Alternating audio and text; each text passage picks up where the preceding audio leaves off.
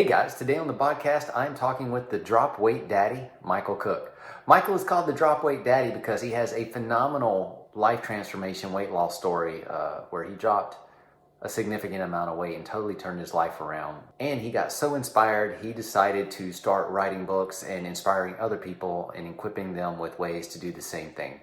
I think you're really going to love this conversation. In fact, Michael has the most brilliant way to get over a sugar addiction that I've ever heard. Again, super great guy with such a powerful story. I think you're going to love this show. Pull up a chair and buckle up. It's the Original Strength Podcast. So, Michael, we've talked about having you on the show for a really long time now. And then COVID happened and all kinds of stuff happened. And well, everything's a blur. But finally got you on the show. So thanks for being here. Thank you, sir. So I know you as Drop Weight Daddy. Yes. Um, what, what, tell me about Drop Weight Daddy. Tell me your story. Well, long story short, back in my teenage days, I was a competitive kickboxer all through my teenage years. Started when I was about 10 years old, and which obviously you had to be in fairly decent shape. And as I got older, kind of said, okay, my training, I can let it slide. And it just slid a day or two, then it slid another day or two, and it just kept going. Then, unfortunately, I listened to the sins of the devil. I was started drinking alcohol and chasing women, and neglected lots of stuff on that. And I tell you, it takes you further than you want to go. Ended up full-blown alcoholic shortly later, consuming so much, less training, and just a lot of abusive stuff to my body, and it led me to weigh in 340 pounds. And yeah, so when you reached out to me, you said, hey, if you want a perspective from a morbidly obese person, you would love to talk to me. And I was like, well, because I see you now, like, I didn't know you back then. But I have seen some pictures and it's dramatically impressive how you've changed. Thank you. It's well, to give you a little hint, my pants size at the time was a 46 waist, and well, let's be honest here, guys do not get bigger pants. We just push the belt buckle down a little further to let it ride on top. So I could have probably been easily 48 or 50 if I wanted to actually be comfortable. Wow. And So, how much, let me ask you this. How old were you when you decided that you were going to make a change and start losing weight? I don't even know what you decided. Like you may have decided something else, but like, what was your switch? Like how old were you and what was that process like? well, was some of the pictures that you see, my largest was I was 38 years old. Okay. That was in 2009, some of the pictures you see on that. And what had happened is had became a father, grateful to be a father, love it. And one of the saddest parts is when you tire out quick, when you're carrying that much excess, you tire out. And you said, tell your daughter who wants to play, you say, no, I want to sit on the bench and watch you play instead of playing with her. That is still the biggest regret that I have. And now we get to play various things together. So you don't get tired now. Not as much. 52 years old and still going. So was that your turning point? Like realizing that you wanted to play, but you were too tired to play, and that's why you decided to make a change?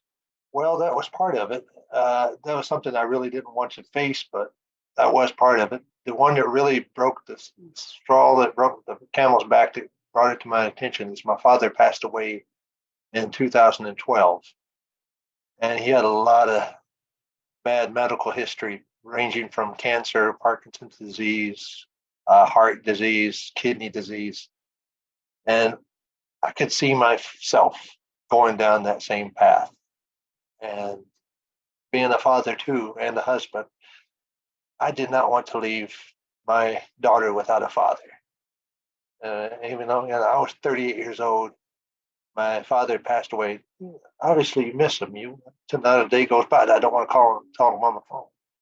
But I didn't want my young little girl, who was at that time was 3 years old, to be without a father. Hmm. That really sank in good. God really used that to put me under conviction of it. So I saw myself falling. Same thing. I'm sure you're familiar with the term insulin resistant. I was insulin resistant. So I knew diabetes was right around the corner, and my father had it. And I knew it was right around the corner, and weighing 340 pounds, I know my heart, I was going to be right around the corner of what he had. He had 3 heart attacks in his lifetime. So I knew that was coming. So I was kind of like, okay. And then it came to my really under conviction. And so I cannot do this myself. I had to face it. Couldn't do it myself. So I laid it before the Lord and said, I need your help. And he was merciful.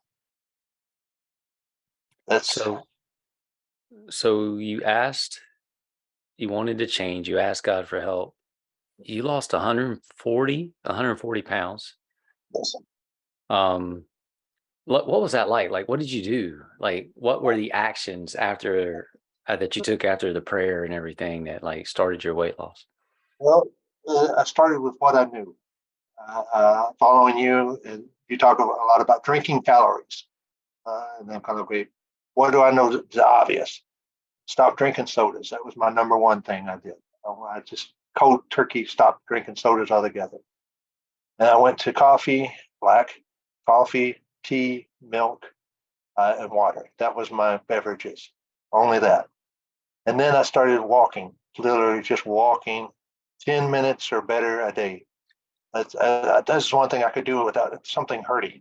Uh, so I just started walking 10 minutes a day, and I gauged it by how I could talk. If I could carry on conversation, or if I can just hum or sing a song.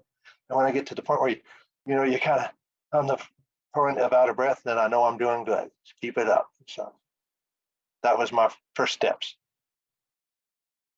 But you obviously morphed away from that. Now, by the way, I think to me, I mean, everybody knows about walking, but I don't Yes. think everybody knows about walking. Like, everybody knows, but they don't know. Like, to me, that's the super secret, simple thing that can give you what you want, period. I even think it can give you muscle, but that's a whole other thing. But speaking of muscle, you didn't just lose 140 pounds though. Like, you beef caked up, you muscled up. So you obviously also you got started with not drinking your calories and then implementing the walking, but I'm sure that you got more condition, or there's something happened where you started, I guess, strength training as well, right? Yeah. Well, kind of backtrack a little bit here. Walking. I kept moving everywhere I can. I would purposely park a long way away from the parking lot, from a from a building, wherever I'm working at, walk the parking lot to get to the building, go up the stairs instead of elevators, constantly forced myself to take stairs. And yes, ended up dropping 140, went from 340 down to 205. I was a stick at 6'5". You imagine 205 pounds at 6'5". And thank you for the compliment. Yeah, I did started beefing back up because I went into resistance training. Resistant band is my number one in suspension training, and rocking. That's another one. Great for the shoulders. It helps Yeah. my shoulders a lot. But yeah, the rocking was a big one. It helped with the front delts. I really felt it, and the traps. But yes, I went to strength training, uh, following you and a few other mentors I have in the fitness. That I realized just losing the weight didn't give the physique I was after at the time either. I thought, well, I can get buff. I didn't eat properly. I didn't. It's more like I got to just get smaller, get smaller, get smaller, get smaller, and I did, but it still didn't accomplish what my goal was as far as physique wise. So then I started picking up resistant bands and basically working out at home because I found being a father and a husband, you don't have a whole lot of free times. Just one of those you had to learn to make do with what you can find.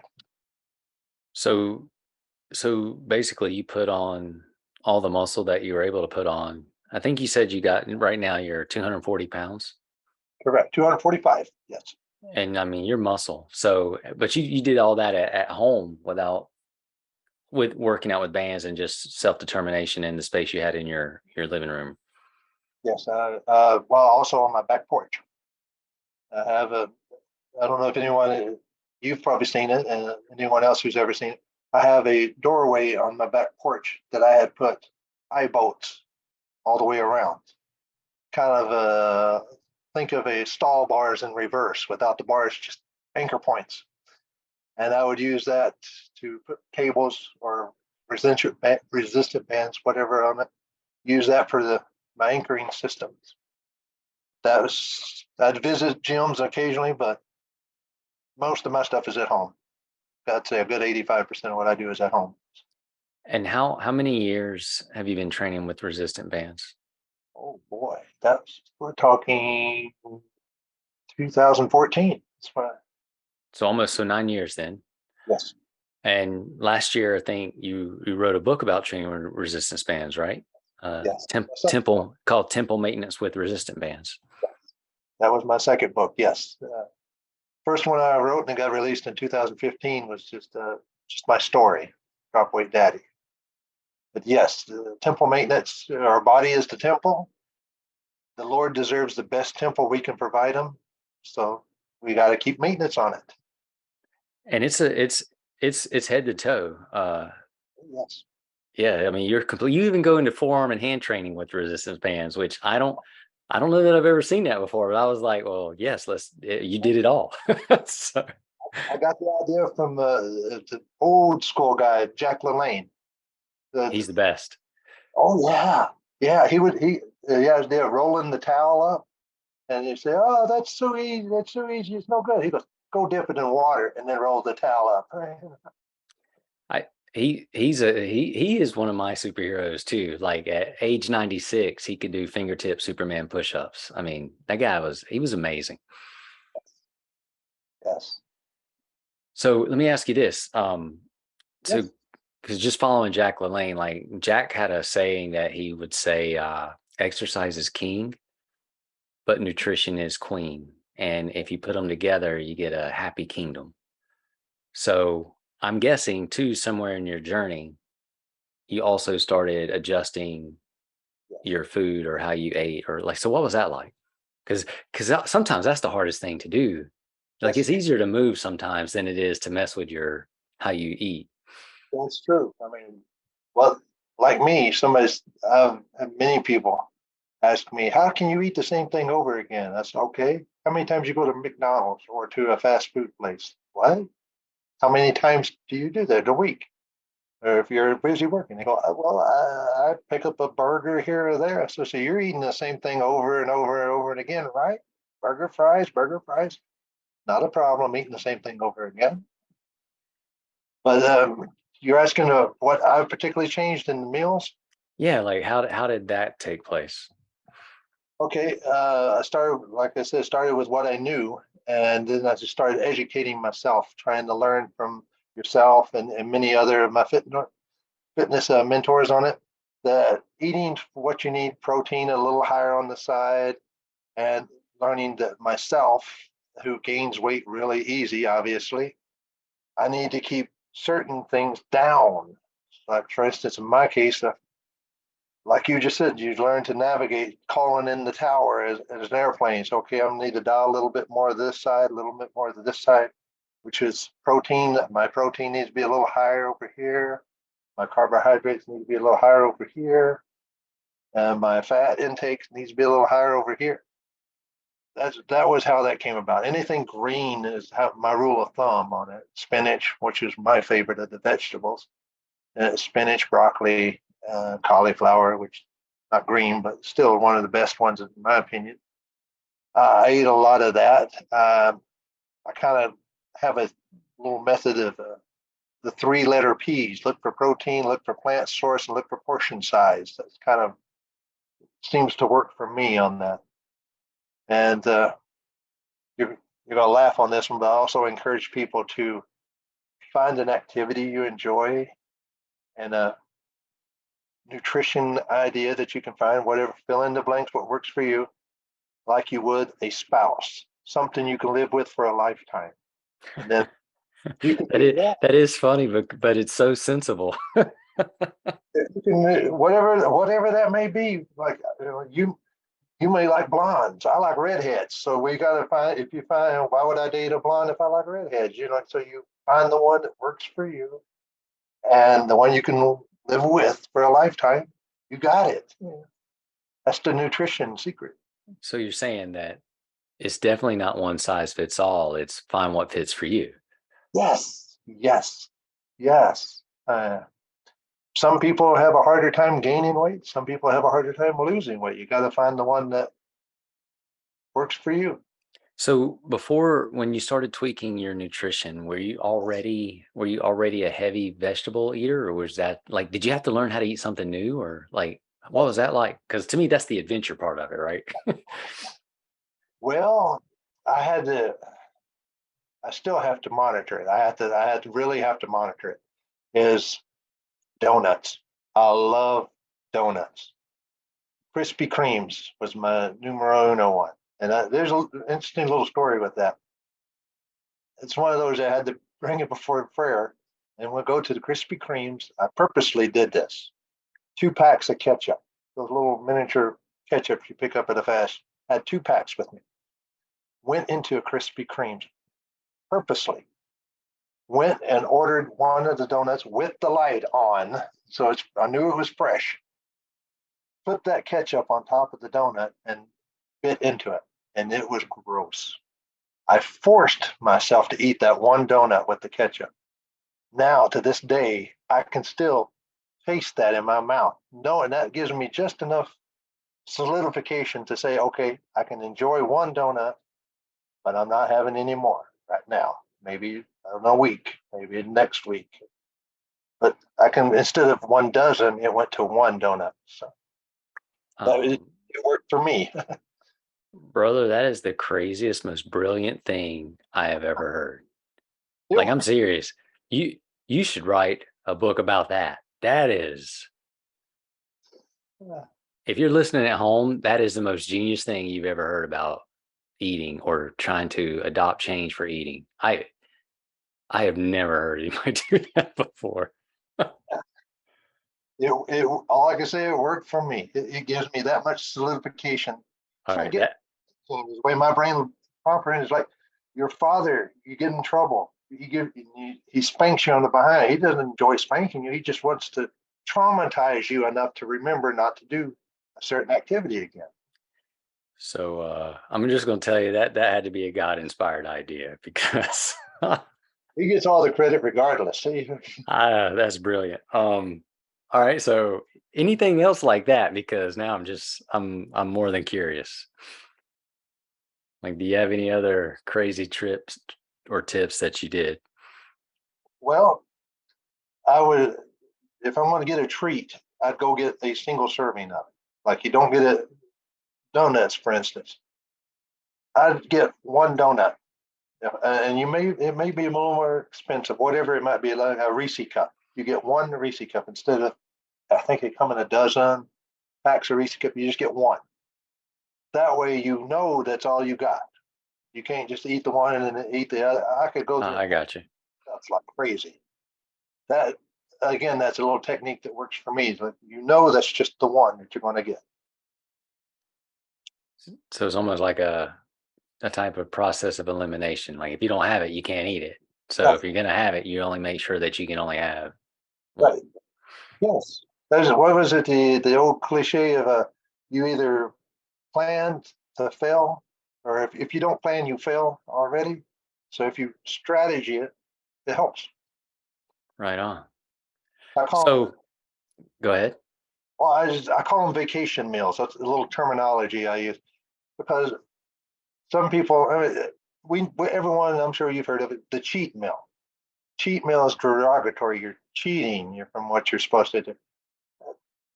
It's not really good. That way, if you like, you can go out with your spouse. You enjoy going out with your spouse. You go on vacation with your spouse. You budget to get ready to go on vacation, so you're enjoying it. You don't have a regret over it. With a cheat meal, you say, "Oh, why did I eat all that cheat meal?" It's a it's my little mentality I play with myself on that. So just out of curiosity, like if you're pretty creative when it comes to whittling down the foods that don't serve you well. What was your biggest adventure in like trying something new for like say a vegetable or something like that that you weren't used to eating? Or did you just go into the grocery store and say, well, let's do this, and you just started buying vegetables? I started buying vegetables, but also had little tips that I learned that worked for me. Is I like yogurt, the fruit flavored yogurts, which are delicious. And because some would say salad and vegetables are bland, and have to put yogurt on top of it instead of a salad dressing. It's a step in the better direction, and it's sweet, and you still get a great and the filling sensation of the vegetables fill your tummy, and you enjoy the taste of the yogurt. So it's kind of a win-win, and you don't feel regret. So I think the learning lesson here is how you said that, a step in the better direction. You're not aiming for perfection. You're just trying to step better. Yes, yes. Like you're not going to have. Well, I go back again. Marriage is and family is so important to me. It's like you're not going to have the perfect marriage overnight. Like you have your honeymoon. The honeymoon does kind of fade as time goes on, but something even better comes in its place if you work on it. So that's how your marriage can be wonderful, but it's not going to be instantaneous. It takes effort. Anything worth having Amen. Takes a little work, right? Amen. So if there's somebody out there listening and they're struggling with weight and they don't know where to start or how to get started, what would be your help or your advice for them? First and foremost is face it. If you whatever it may be, and I definitely highly advise it to go to prayer. Uh, Ask the good Lord's help to show you something, and you can. If you and I walked over to somebody and say, "Hey, here's your problem," they're going to be offended, more than likely. So, or you can go and say, "Hey, why don't you pray about it and let the Holy Spirit work in their life, and they will show them whatever the problem may be.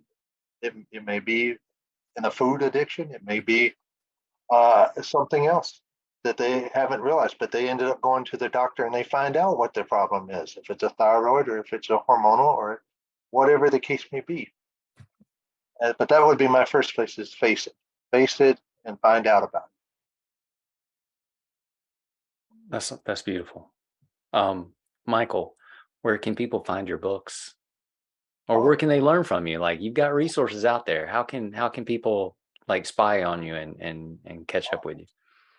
dropweightdaddy.com is my website. My books are anywhere from Amazon. Again, it's Drop Weight Daddy is the title of my first book, and the Temple Maintenance that you spoke of is they're at Amazon, they're at Lulu.com, they're at Barnes and Noble, any of the various places, even at Walmart. Hey, you can't go wrong when you get at Walmart. Books at Walmart now. I'm going, hot dog, praise God, I got them at Walmart. That is the big time. Hey, if Walmart's doing it, it's serious. Like, if Yeah, you hey, where I'm from, Walmart's big.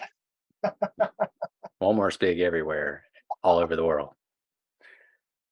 Um, Michael, this has been really fun getting to talk to you, and just so neat to hear your story. I'm telling you though, you need to write a book about how to stop eating donuts, or to be able to moderately eat donuts.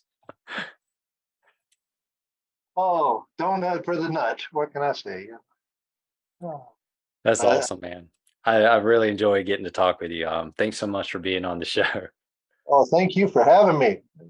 God bless you, brother. You've helped me more than you realize over the years. Thanks for listening, everyone. Now get outside and play.